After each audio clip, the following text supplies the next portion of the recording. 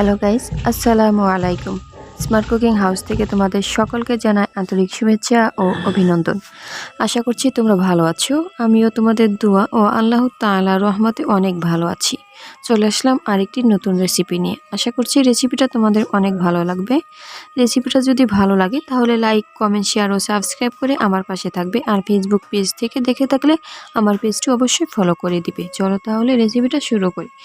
এখানে আমি কিছু রসুন, কাঁচামরিচ ও পেঁয়াজ কেটে নিয়েছি আর নিয়েছি কিছু ছোট চিংড়ি। এবার এগুলোকে তেলের মধ্যে দিয়ে ভালোভাবে ভেজে নেব। তোমরা বুঝতেই পেরেছো যে আজ আমি কী রেসিপি শেয়ার করতে যাচ্ছি। হ্যাঁ বন্ধুরা, আজ আমি চিংড়ি মাছের ভর্তার রেসিপি শেয়ার করব। আশা করব ভিডিওটি না টেনে সম্পূর্ণ ভিডিওটি দেখবে আর অবশ্যই একটি লাইক, কমেন্টস ও শেয়ার করে দিবে।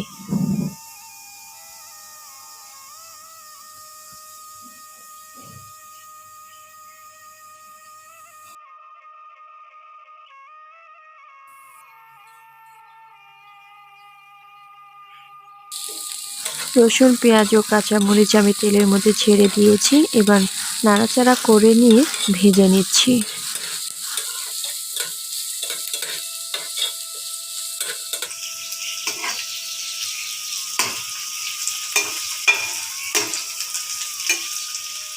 এবার চিংড়িগুলো পেঁয়াজ রসুনের সাথে দিয়ে দিচ্ছি।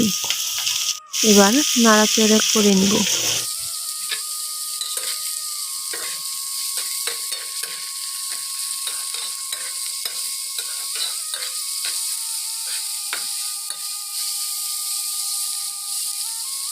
দিয়ে দিচ্ছি সামান্য হলুদ গুঁড়া।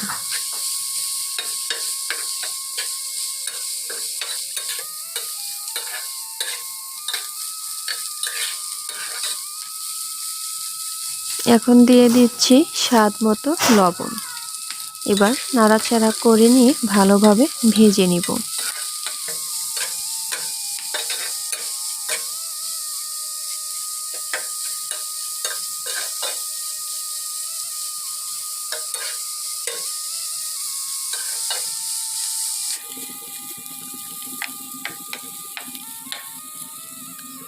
এগুলো ভাজা হয়ে গিয়েছে। এবার চুলা অফ করে নামিয়ে নেব। এরপর পাটায় বেটে নেব।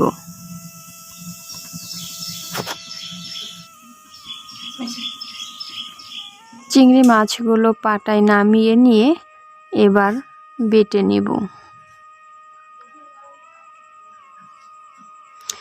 বন্ধুরা, আমার ভিডিওগুলো তোমাদের কাছে কেমন লাগে তা অবশ্যই কমেন্টস করে জানাবে। আর আমার চ্যানেলটি অবশ্যই সাবস্ক্রাইব করে দিবে, যাতে ভিডিও পাবলিশ করার সাথে সাথেই তোমরা নোটিফিকেশনের মাধ্যমে পেয়ে যাও আর সবার আগে দেখতে পারো।